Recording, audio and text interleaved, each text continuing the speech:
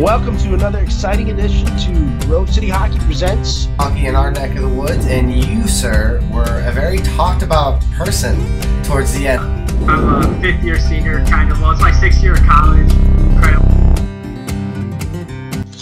Hey guys, we want to say thank you to our sponsor, Cut Shield, for bringing you this episode. Make sure you check them out on the link below and use the promo code for 25% off your order. Used by all 32 NHL teams and players, Cut Shield is the premier protective player clothing designed by players for players. Their innovative cut-resistant clothing has prevented serious injury to numerous players, including over 30 NHL players. Cut Shield gives you the peace of mind to go out and play without worrying about injury. Use our promo code GroveCityHockey, all lowercase and no space, for an additional 25% off your order today.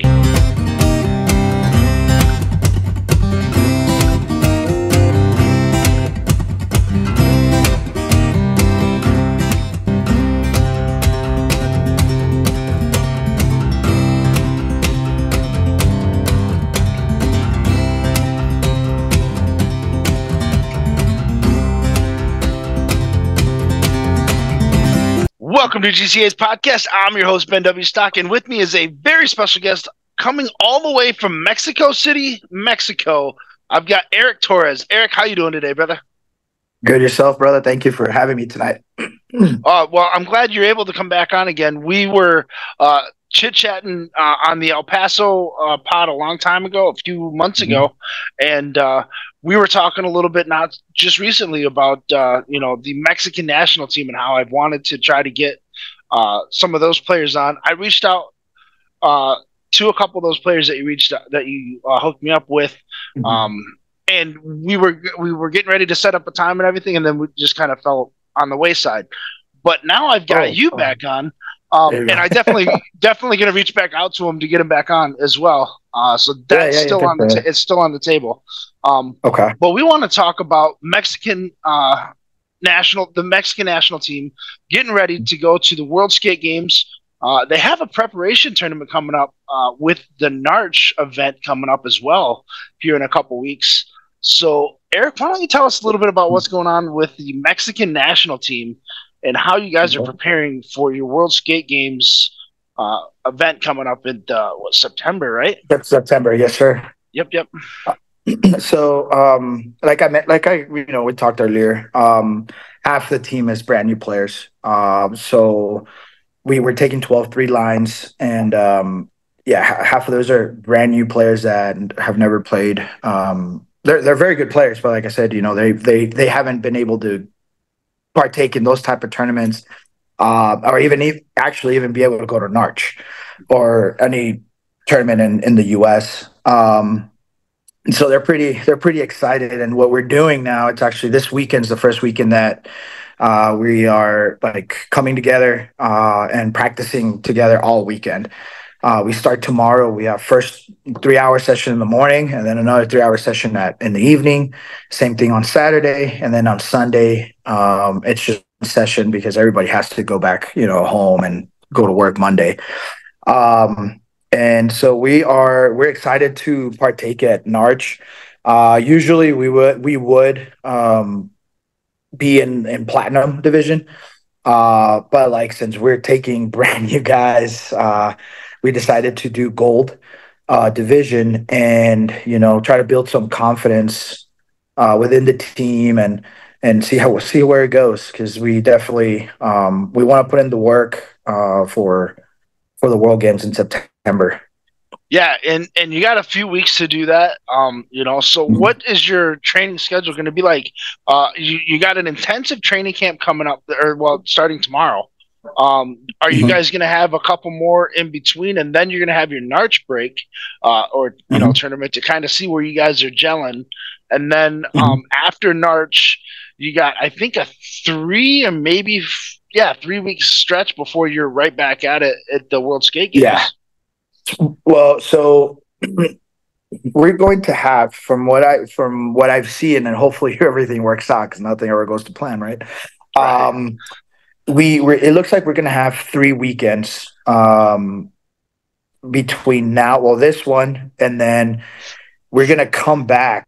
I believe it's going to be the weekend before Narch. Okay. We're going to come back here, do that weekend again. And then that following week, we take off to Narch. We'll be at Narch for a week. There's a few of us that are going to be there the whole week because we're playing 30 and over, and then, of course, gold.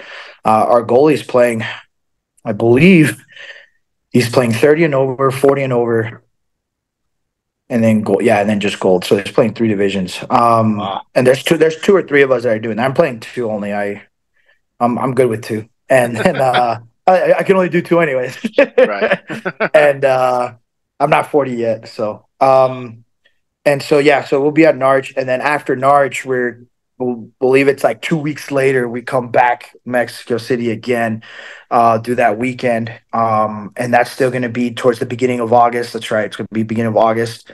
And then we're going to come back in August. I think it's like a week before we take off to Italy in September. And same thing, nothing but training that weekend. And then actually, we're going to be here doing that week, and I'm pretty sure it's going to be every day. We're going to be skating. We're going to be doing something, and then we take off to Italy. So it's going to be quite a busy couple months. I know that we are trying to go to Escondido for one of the Narch regionals, I believe it was. Okay. So I don't know we'll see how that fits in the schedule. But that's what we have coming up. Right. Well, I hope it comes to fruition, and I'm excited to see how this plays out for you guys. So tell us a little bit about the team. You got 6 new guys coming in. You've got 6 veterans, as you can say. Tell us who they are and a little bit about their game, and then why they're a vital part of your organization right now. Okay. So we have, of course, George Russo Guadarrama. He's the goalie, man. That guy is just outstanding. He's been playing for many, many, many, many years. The guy's mid-40s, I'm going to go with. Okay. But yeah, he's been one hell of a goalie, one hell of a netminder. He is now in the staff for Pama Academy. Okay. He went to Brazil, I think it was, for the goalie camp there with them. So there's that, and then we have some of the veterans. You have Julian, you have Julian, you have Enrique Samperio. Julian Garibaldi, very good player, man. He's many years. He comes from ICE as well. Okay. Like I said, Enrique Samperio. We have myself, Gustavo Martinez, who else? Elvis. He's coming back as well. And there's one more. Who am I missing? Oh, Felipe.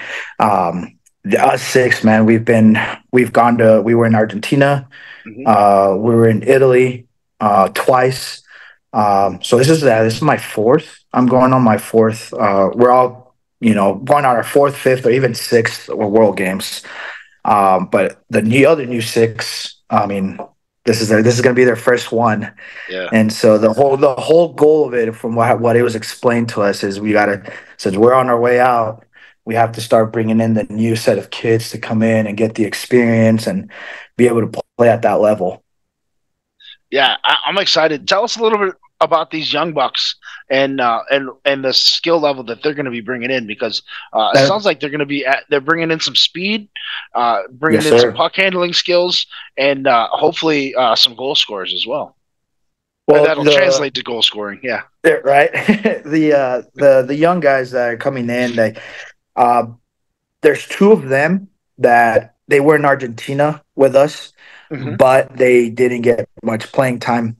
You can kind of tell the difference, of the skill level that they had.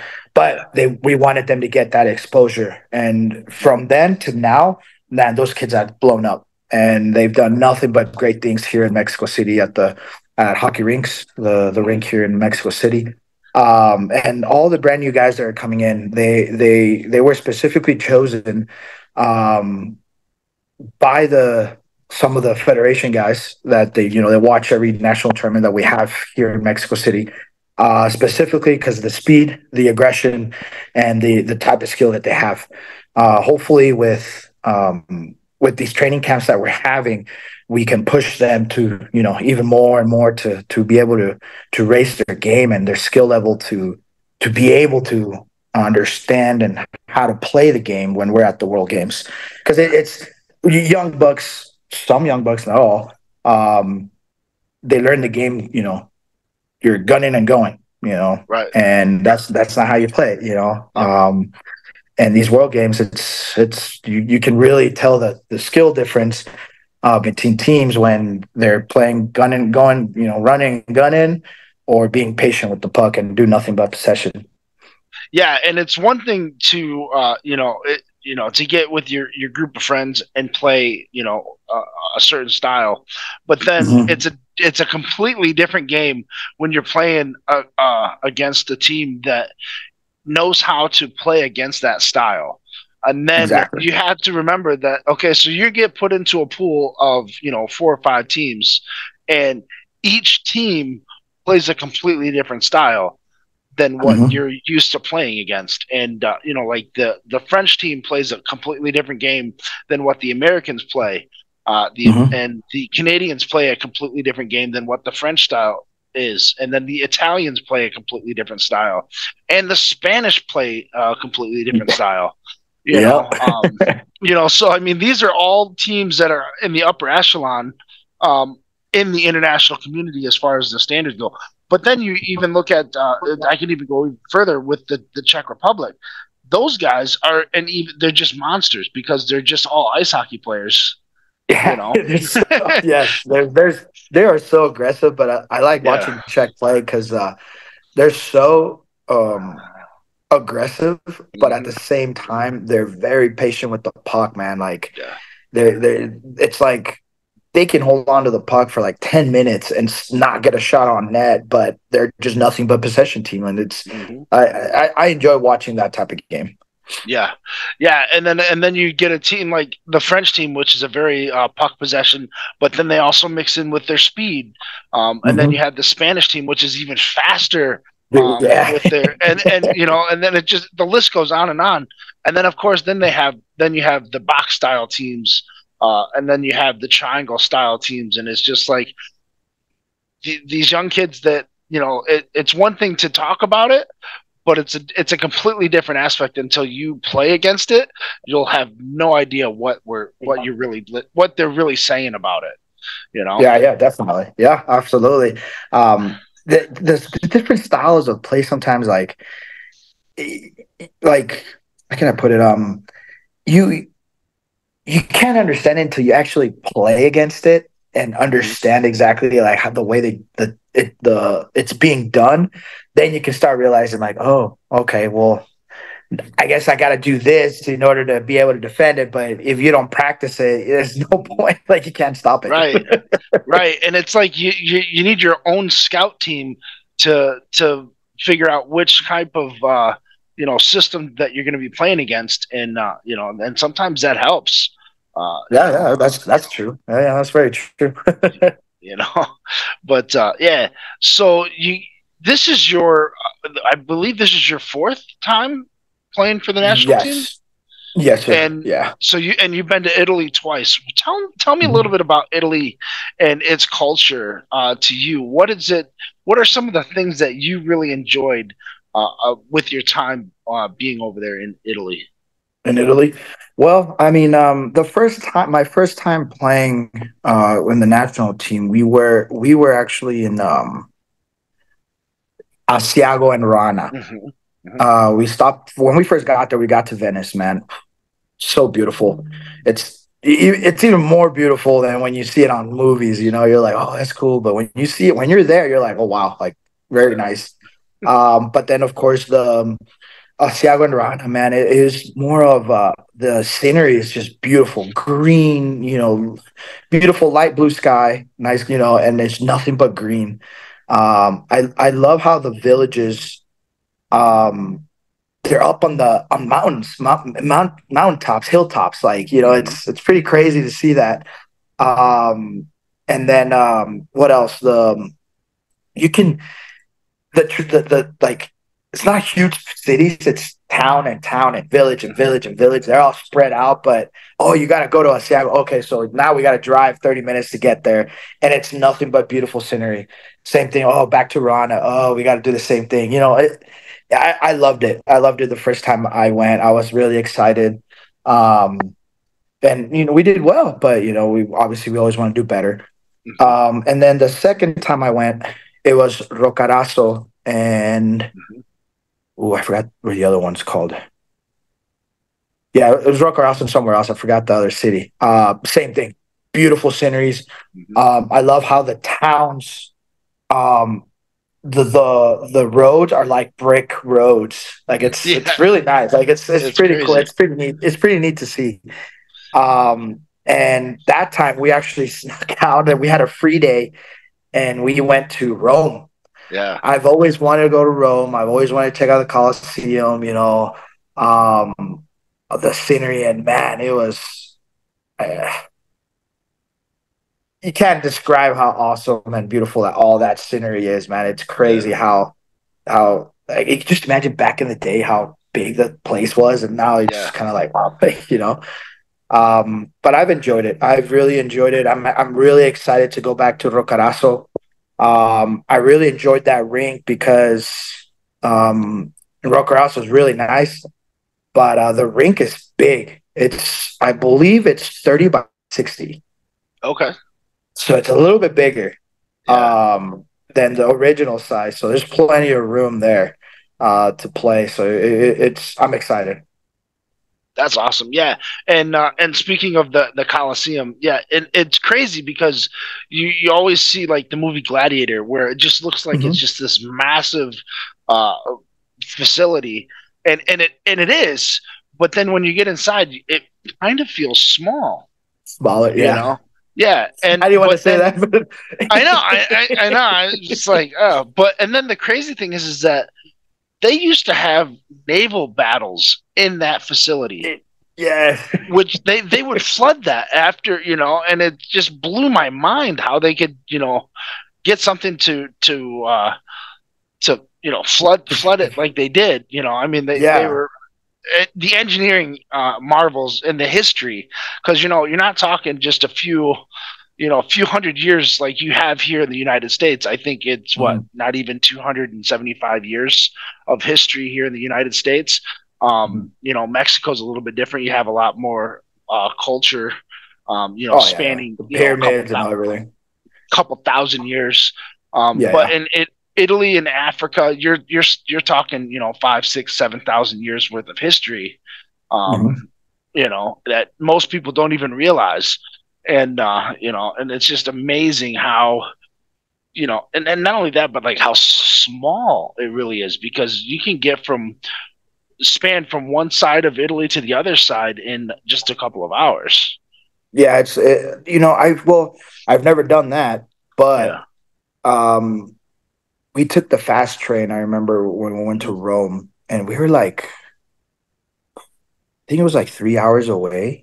Yeah. But that train, man, it was like an hour and a half. It cuts it in, but it's pretty. It was pretty. It's really nice and really pretty to see like how everything is, the culture there. Like you said, you're right. Like thinking about the Colosseum, if I remember correctly, someone told me, because I thought it would be higher. I mean, it's huge, but I thought I'd be like, holy shit, it's really huge. Sorry, I didn't mean to. No, you're good. You're good. But when I got there and I saw it, I don't know, correct me if I'm wrong, and I don't know if you know, but they said that they cut off the very top, like a couple sections to make it lower. I didn't know that, but. Yeah, so what happened was that they had, I think there was an earthquake, or there was a partial fire that had damaged part of the Colosseum at that point. And so in order to make it safer for tourism, they had to do a little bit of deconstruction. Bringing it down a little bit. Right, Yeah, right. yeah, yeah. But from my understanding is that they've been working on trying to correct that and bring it back to its Okay. former glory. That'd Trying be to really preserve cool. it as much as they can. And it's you can't change history once it's when it's originally built, and then you're just trying to maintain it. But you also have to remember that you know World War II or World War One and World War II both took out some destruction in that in the in Italy, Yeah, yeah. so it's just one of those things where it's tough to preserve bomb. You can't protect against bombs that much. I mean, what was it? I'm trying to Like in think. Sicily. One of the countries in Uh, the Middle East can attest to that oh, because there was a huge um, a huge holy site, and I mhm. mean it was in pristine condition, and then one dictator just said, you know what, I don't want to see this anymore, and he just went and just bombed and just shot it up, and all of that history is just gone. And Done, gone.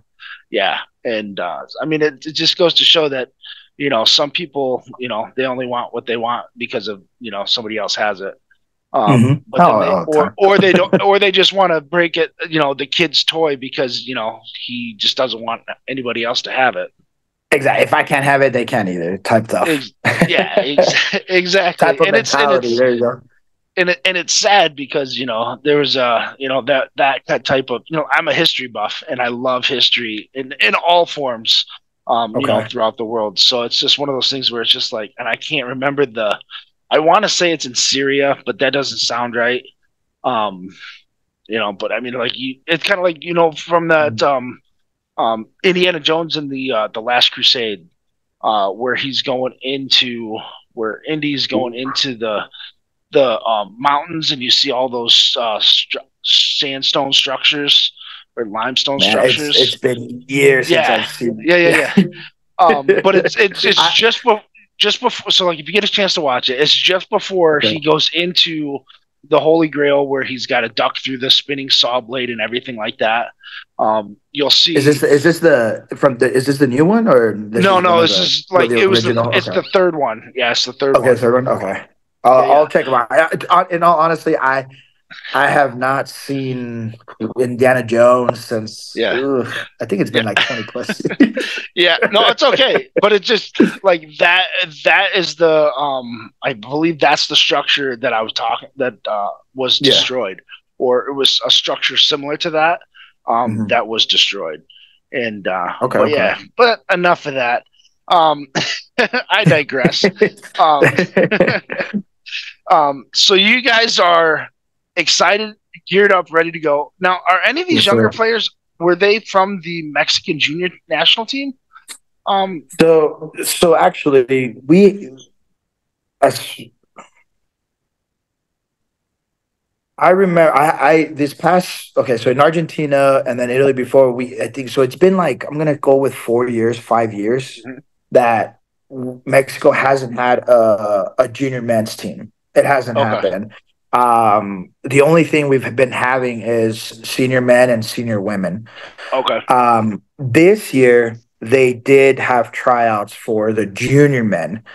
okay. Um, I hate to say it, man, but when you try to do everything last minute, things sometimes just don't work out. And I Mhm. don't know if they're going to go to that's, I, we, it was like they told us, 2, 3 months ago, hey, we're going to Colombia. We're like, okay, cool. And then we did not hear anything anymore about it, or okay, we're gonna start, the selection process or try. We didn't hear nothing till literally last month. Like, no, I'm sorry, like 3 weeks ago.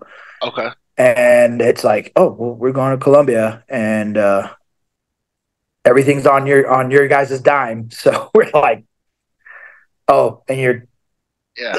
you're just barely telling us that, and it's next. It's what, in August. Yeah, it's like Uh, coming up in a couple weeks. yeah, so we're like, yeah, that's not gonna happen. We're like, Right. and that's one thing I hope that we can fix after this year, because I hate doing everything last minute.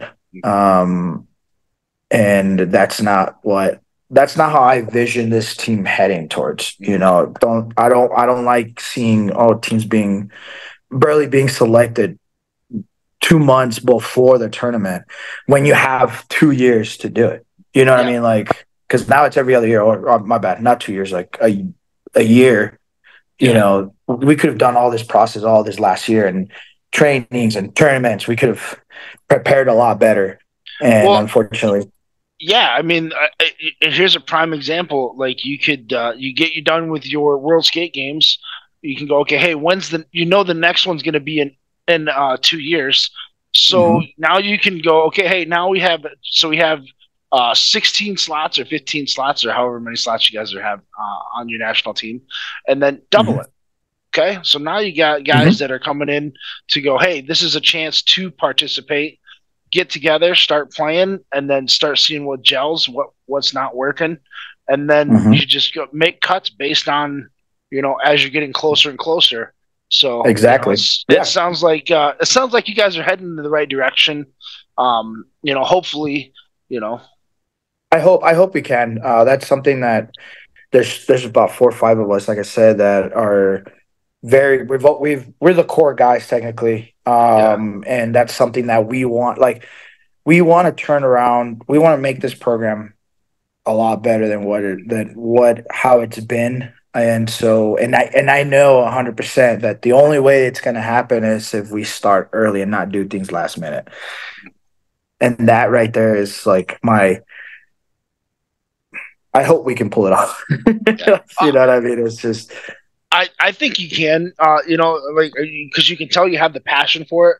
You can tell you have the desire and the drive to want to make that happen. And if I know you, just from the little bit we've talked, you will make it happen because you got that drive, that passion, and that determination to make that type of stuff happen. Absolutely. I was raised with, with inline hockey, and everybody helped me. The older guys, coaches, they did it for me. And why not do it back in return with this? And that's something that it means a lot to me. Mainly because it meant a lot for my dad for us to be these type of thing. My grandfather was part of my whole family's from Mexico. I was born in El Paso, Texas, which kind of helped me get the double nationality. But in my family, my grandfather, he was on the basketball team, the Olympic Mexican national, the Mexico national team for the Olympics in 1950 in Greece, I believe it was, or Rome, or one of the two. So it's a lot. Like, it means a lot for the family, and then for me to come in and make this team, it just makes the family even proud. You know what I mean? And so for me, being part of this, it means a lot, and I want nothing but the best for the game of hockey in Mexico to continue to grow and get better. And if I can help out in any way to do that, I mean, I'll definitely do it. Yeah, and that's where the national pride comes into play, because you want them to succeed, better than what the previous generations did, and that goes to any country in the world. You always want to succeed better than your previous generation, and I respect that, and I have nothing but mad love and mad respect for that, and I hope you guys can do it, at least make a top 3. I know you guys. I can't remember where you guys finished last time. I believe it was 11th or 12th. I believe it was. Our main goal, to be honest with you, is to be able to get to the upper division, right? That's our main goal. I know Chinese Taipei did it last, and were able to do it in Argentina. We lost to them. They were our first game, and I believe we lost to them. I think it's either 5-3 or 6-4. But the only reason why that went by 2 is because we ended up pulling the goalie. And the one goal when they got up ahead was because, we made a mistake, and, it happens. But I know we have the potential. We have the right guys to get up there. We creamed Japan. We beat Germany. What else? We lost to Canada by 1, I believe it was.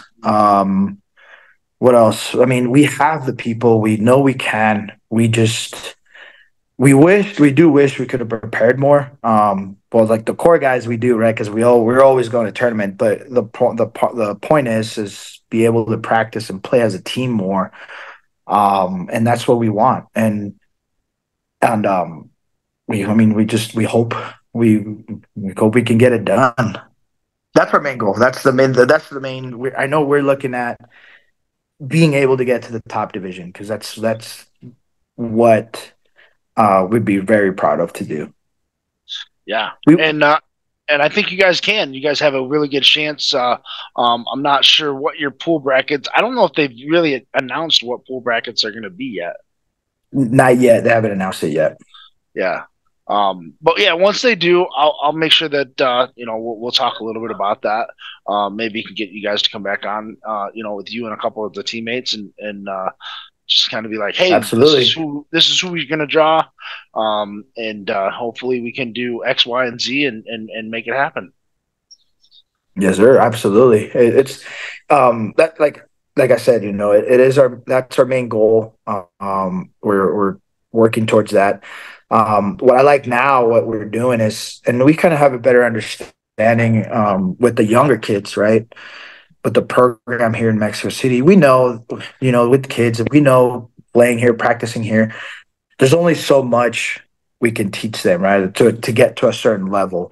The only way they're going to experience the higher levels and know how to really play is playing internationally, right? And that's what George Guadarrama, the goalie, that's what he's doing with the kids. He's taking them to Sparta Cup, he's taking them to Africa Cup, traveling with the kids to get them to even a higher level. And that's what we're looking for, right? That's what we want for the country Mexico. We want Mexico to be able to say, hey, man, they're a team to be, they're hard to deal with. Yeah, I know we can't be like with US and France and Italy and Spain, but we can get there. I know we can with the right amount of work, with the right people, we can get there. It's just going to take a little bit of time.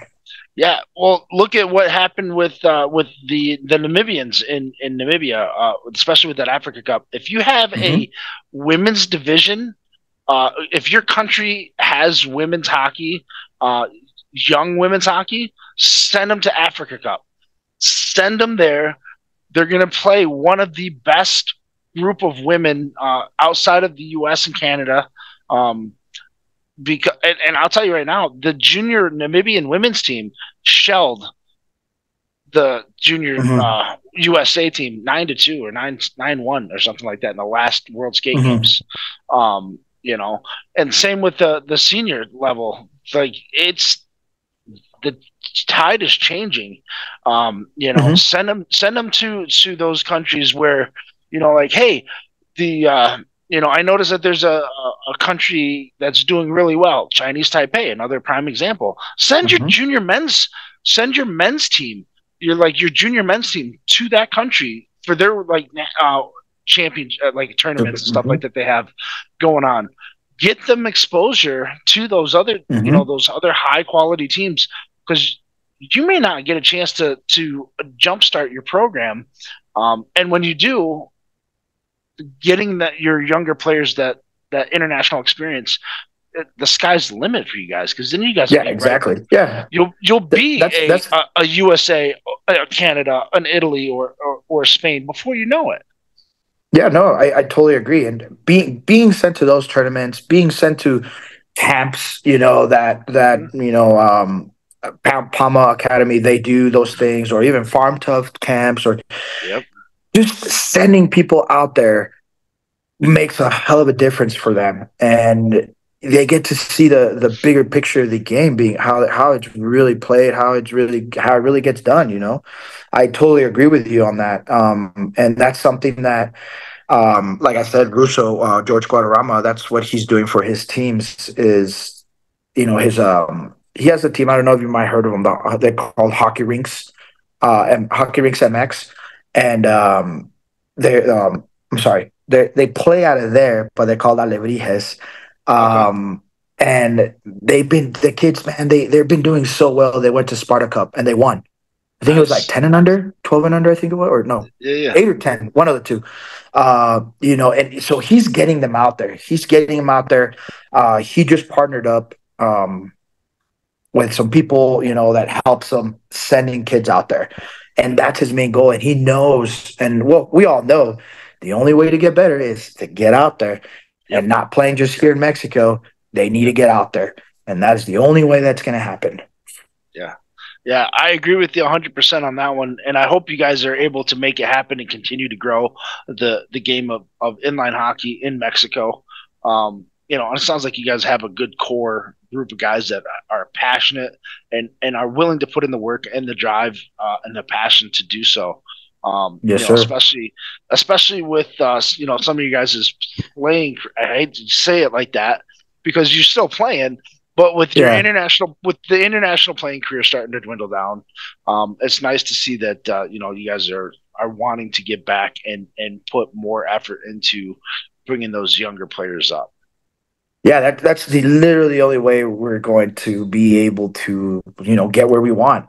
Our time, and I mean, unfortunately, has come and gone a little bit, but I still believe that we can get there if we have the right mindset, like you said. We have the right people, and hopefully we can get it done, especially for the younger guys. Yeah. Well, I, for one, am wishing you the best of luck. That's going to do it for this episode of GCH Podcast. You heard it from Eric Torres here.